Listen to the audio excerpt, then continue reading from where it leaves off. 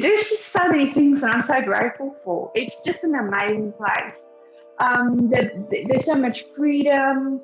Like we were really like living. You don't um, realize how stressed you are when you're living in South Africa. I'm Dr. Chamonix Blanche, ex-corporate and academical turned CEO and board member of several companies and mother of 4 little extraordinary kids. But it wasn't that long ago that I lacked the confidence, the know-how, and the time to focus on designing and really going after the life that I so wanted to live. A life of freedom, of fairness, and of being fair dinkum to who I really was and what I wanted to get out of this fleeting time that we have on Mother Earth. Fast forward to many lessons learned and moving halfway around the world to the most amazing country, you'll see the life that I now live. One that gives me more safety and freedom than I ever thought would be possible, and that really only existed as a daydream while I was living in South Africa. I created Chamonix TV to give you true spot advice on how you can also live a life in this amazing country, and so that you can see how another couple like us now live in Australia with 4 little kids here in Down Under. And I'll be providing you with step-by-step strategies so that you can make your Aussie dream a reality too. If you're a keen future Aussie who's looking to create a life that excites you and offers you safety, freedom, and opportunity, you have come to the right place, my friend. Welcome aboard.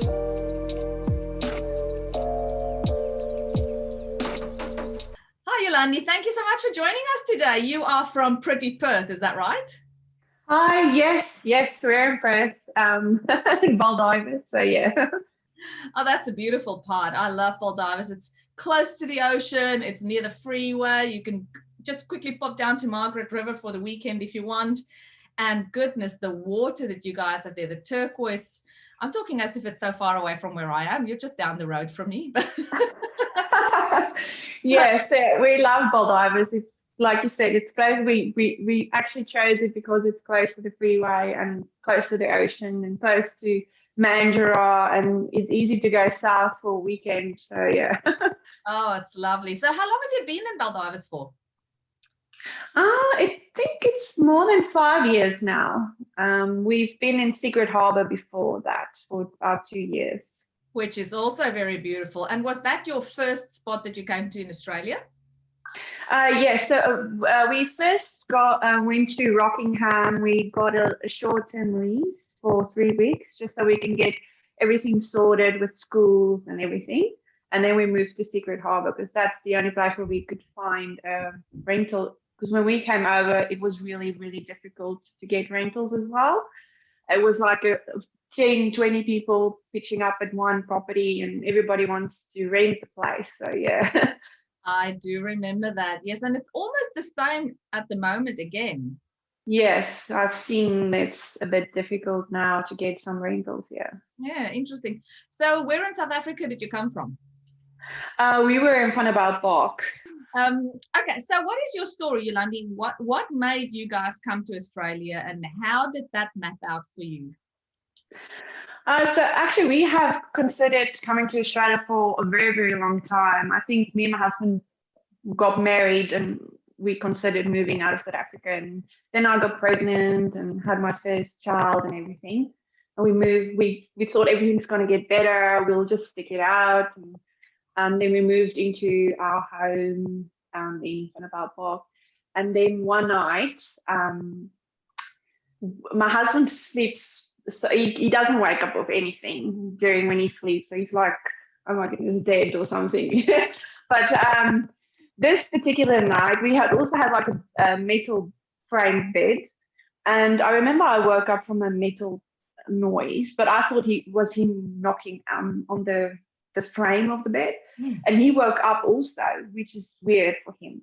And then when he walked down the hall, he saw that someone was trying to get into our house. Luckily, they got scared off and ran away, but it could have been so much worse. So that's when we decided it's just not worth it. We've had many incidences and like over the years, but that was like just what would have happened if they came into the house and stuff like that. So then we decided, okay, no, we're gonna see how we can get into Australia, and we started the process. We did it ourselves via the immigration website. We first went to one of those expos, the Australian expos or something like that. Yeah. And there were some people that did an assessment and said, oh, you can apply for a permanent residency visa. So we investigated it a bit more. So yeah. So what is the skill set that your husband has? He's a software developer. Right. Okay. Yeah. So they're obviously on the very needed list. Yes. So did you apply for a visa before you had a job then? Yes. We applied for the visa, and we said, well, we'll just do it and see where we go. So How long did that process take for you since you started basically getting your paperwork together until you submitted, and then until you heard back from Immigration Department? Oh, I can't remember. I think it was about 7 months since we submitted everything until we heard back from the immigration that we have been accepted for a visa. But there was some other documentation that needed to be done before that, like getting transcripts from the university and our unabridged birth certificates and all those things done. So that's a longer time to get those things sorted as well. Okay, so you then decided that's it. You got your visa, you packed your bags literally. With how many children did you have at that point? Only one, yeah. And then the three of you got on a plane and you said, birth. Yes. So yeah, we took our suitcases, we gave everything to family and friends, and just like some sentimental things we put in like a cube, and yeah, that's it. So why Perth? Did you know other people here? We don't know. We didn't know anyone. So we decided on Perth because we know that there's a lot of South Africans in Perth. And I don't know, it was just, I don't know. They said, is it like Fontaine or I don't know. That's something that came up a lot. So that's what we thought, oh, we'll just see how Perth is. And based on my husband's job, we should have probably gone to Sydney because that's where more software development jobs were at that time. But we said, oh, we'll just see how it goes. If we don't get it done here, then we'll move to Sydney or wherever. So yeah. So did he struggle to get a job initially, or how did that go? So we were very bright and decided to fly on in the 1st of January. So it's not a very busy season in Australia in January. So it took a bit of time, but it wasn't too bad, like 3 weeks that he was looking for a job, which is actually really good. So he was lucky enough to get something like in 3 weeks' time, yeah. And yourself, do you work, or did you work before you came to Australia? I worked before I came to Australia, and I think I took about 3 years off when we came here.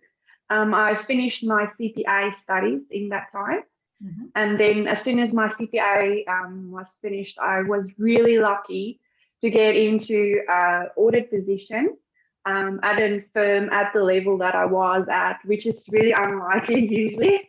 So yeah, and I worked there for about 2 years. Then I got an opportunity at PwC as well, which was amazing to have that opportunity. And then unfortunately we had our twins were diagnosed with autism. Oh. And so I needed to be a bit more hands-on with them in therapy. So I decided to start my own business in accounting. And so that I can manage my time and go to the therapies and stuff like that. So yeah. How old are the twins now? They're 5 years. Wow, 5 years. So you have the 3 children? Yes. No more for you? No, definitely not. They're a handful. And are they still with you at home, or do they go to one of the special schools that we have in Australia? Because Australia is incredible, and I'm sure you will say the support that you get for children with special needs are just something that is mind-blowing for most South Africans. Yes, I must say I'm really, really, really grateful that we're here because of that. There's so much support. Even though we don't have a family here, we have so much people that looks out for us and they help us to get the most out of what we can get for them. So you can enroll them in the normal school if you want. They get special education assistance in so they can help them. But our local school, the deputy principal called me in and said they can take them in and they're happy to. But they feel like based on where they're at the moment, they might benefit more from special school. So they gave me a list of names of special schools, and I went to the school met with the principal as well, and I loved the school. Yeah, and it's a public school as well. We only pay like $60 a year. They give the stationery, everything. That's incredible. Can you imagine Yeah. what you would have had to do in South Africa to get the same kind of support? Yeah, I can't just even imagine that. It's just, yeah. So do you still then work from home at the moment? Yes, I do, yeah. And if you had the option to go back to South Africa, would you do that? Definitely not. Definitely not. There was a time, I think about when we were here about 2 years in or something, where I've gone through like a emotional thing where you miss South Africa, and you miss it's silly little things. You don't expect those kind of things to hit you like that, like an Afrikaans song, or just someone that understands you based on what's happened with your culture and stuff like that. The people here are very nice and lovely, and they're so generous, but you don't have that sometimes that reference or that, and so I miss that a bit. And but now with everything that's happened with the twins, and we just settled in now, and I can't see me living anywhere else. So yeah. So what is the best thing for you about living in Australia? Oh, I've thought about this question so much because there's just so many things that I'm so grateful for. It's just an amazing place. There's so much freedom. Like we were really like living. You don't realize how stressed you are when you're living in South Africa, because it's just what you're used to. But as soon as you're out of that, I know the first few weeks or maybe even months when we got here, it was like something was missing. Like, and I couldn't pinpoint what it was. And then suddenly it just dawned on me that stress where you look over your shoulder all the time. And, you even just walking down the street, you're just constantly looking where everyone is and all that. You don't do that anymore. I was actually very shocked the one time I was going to exam in the city and I was on the train and I was reviewing my notes.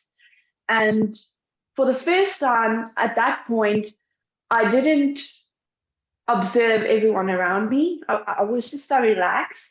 And someone came into the train, came sit at my back. And when I looked up from my notes, I can't remember seeing him come sitting here. And that was like, wow.